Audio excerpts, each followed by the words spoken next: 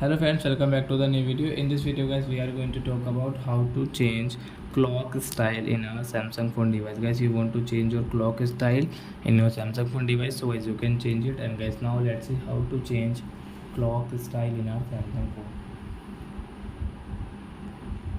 So friends, first of all, I want to tell you, if you're new in my channel and you are watching my video first time, so first of all go and subscribe my channel, click the bell icon and like my videos. So friends, first of all open your phone setting. Then guys you can see this screen lock setting, so guys tap here, and guys you can see clock style, so guys tap here. So guys, which clock style guys you like, guys you can change from here. So example for guys, we will take this one guys, and guys you can see done. So guys you can done.